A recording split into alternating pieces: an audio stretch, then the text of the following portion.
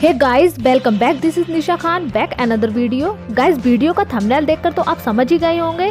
जी हाँ, आज हम बात करेंगे इंडिया की शान, पूरी दुनिया में इंडिया का नाम रोशन करने वाले the missile man of India कहे जाने वाले मिस्टर एपीजे अब्दुल कलाम के बारे में।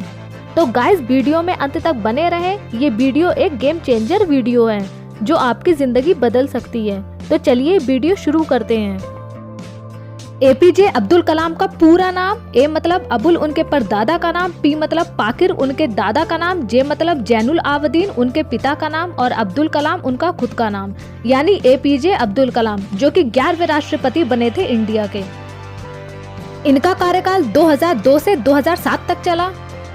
एपीजे अब्दुल कलाम का जन्म 15 अक्टूबर 1931 को रामेश्वरम के तमिलनाडु में एक कमजोर आर्थिक स्थिति के मुसलमान परिवार में हुआ था।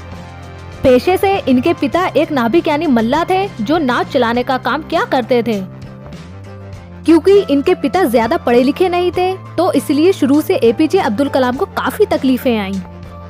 एक बार क्लास में उनका एक दोस्त हुआ करता था, जो कि एक मुख्य पुरोहित का बेटा था, जिसके साथ पहली बेंच पे बैठा देख के मास्टर जी नाराज हो गए।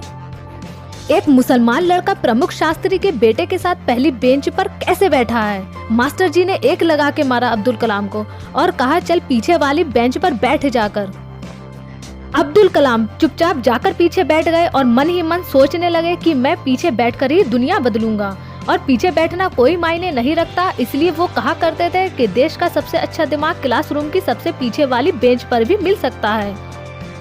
8 साल की उम्र में जब ये बहुत छोटे थे, तब इनके गांव से कई किलोमीटर दूर एक मास्टर जी हुआ करते थे, जो कि कहा करते थे कि जो बच्चा सुबह 4 बजे नहा धोकर पढ़ने आएगा, 4 से 5 1 घंटा मैं उसे फ्री पढ़ाऊंगा। क्योंकि इनका परिवार बहुत बड़ा था, तो इसके चलते पैसों की भी तंगी बहुत रहा करती थी। अब्दुल कलाम को पढ़ाई से बहुत प्यार था, इसलिए वो मास्टर जी की फ्री क्लास लेने के लिए रोज सुबह 3 बजे उठकर कई किलोमीटर दूर मास्टर जी की फ्री क्लास लेने जाया करते थे। और वो दिन भर यात्रियों को एक स्थान से दूसरे स्थान ले जाने के लिए नाव चलाया करते थे, ताकि कुछ पैसे कमा सकें और अपने पापा की मदद कर सकें। और फिर रात को वो मिट्टी के तेल वाली लालटेन जलाकर पढ़ाई किया करते थे, क्योंकि उनके घर में बिजली की सुविधा नहीं थी। अब्दुल कलाम जी कहा करते थे, इंतजार करने वालों को सिर्फ उतना ही मिलता है जितना कोशिश करने वाले पीछे छोड़ जाते हैं। इसलिए गाइस, कोशिश करते रहना चाहिए। हाई स्कूल इन्होंने रामनाथपुरम के एक स्वेटर्ड हायर सेकेंडरी स्कूल से किया। एक दिन ये अपने स्कूल में गलत क्लास में चले गए। टीचर ने इन्हें जोर से चपत लगाते हुए कहा, ये मैथमेटिक्स की क्लास है, तुम्हें यही नहीं पता तुम किस क्लास में जा रहे हो, तुम क्या पढ़ाई करोगे। ये बात अब्दुल कलाम के दिल पर लग गई और इतनी मेहनत की कि मैथमेटिक्स में 100 में से 100 नंबर ले आए। टीचर भी हैरान हो गया। गाइस, इसलिए कहते हैं, अगर आप सूरज की तरह चमकना चाहते हैं तो पहले आपको सूरज की तरह जलना होगा। इन्हें बचपन से ही आसमान में उड़ने की इच्छा थी। इन्होंने MIT कॉलेज में एरोनॉटिक्स की पढ़ाई करने के लिए दाखिला लिया।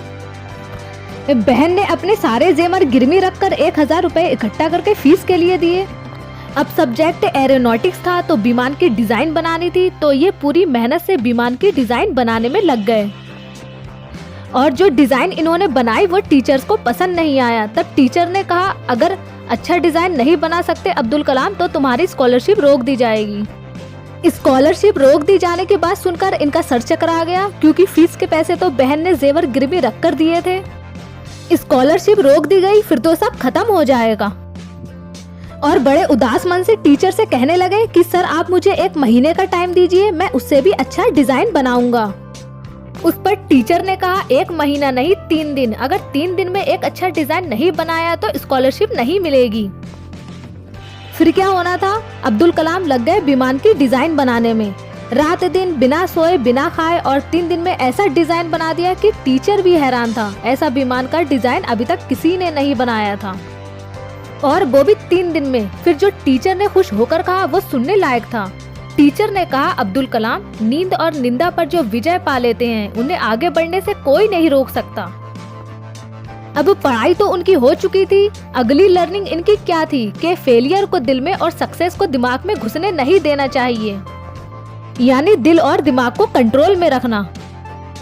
अब इनके पास 2 ऑप्शन थे, एक मिनिस्ट्री ऑफ डिफेंस, दूसरा मिलिट्री ऑफ एयरफोर्स। इनको तो एयरफोर्स में जाना था, इसलिए ये मिलिट्री ऑफ एयरफोर्स का इंटरव्यू देने के लिए देहरादून चले गए। लेकिन वहाँ सिर्फ 8 सीटें ही खाली थी और इनकी इंटरव्यू में नमी रैंक आई।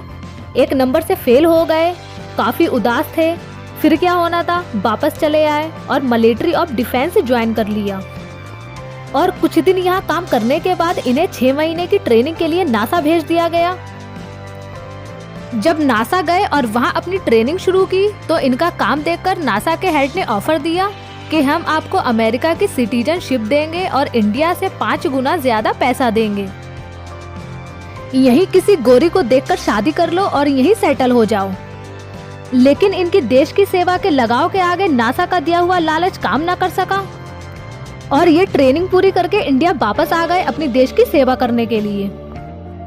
इंडिया आकर इन्होंने इसरो यानी इंडियन स्पेस रिसर्च ऑर्गेनाइजेशन की शुरुआती टीम के साथ ज्वाइन किया और अपनी मेहनत और देश के प्रति लगाव के चलते ये आगे चलकर इसरो के डायरेक्टर बने। और इन्होंने देश के हित में बहुत से ऐसे काम किए जो नाकाबिले तारीफ हैं, जैसे कि इन्होंने इंडिया को अपने बहुत सारे मिसाइल से दिए, पूरी दुनिया में सबसे सस्ता रॉकेट लॉन्चर दिया और इंडिया को एक अलग पहचान दिलाई। और इसके चलते अब्दुल कलाम को 1981 में पद्मा भूषण अवार्ड, फिर 1982 में उनको DRDO का डायरेक्टर बनाया गया और बाद में ये हमारे भारत के 2002 में 11वें राष्ट्रपति भी बने। और 27 जुलाई 2015 को ये महान इंसान हम सबको अलविदा कहकर चला गया।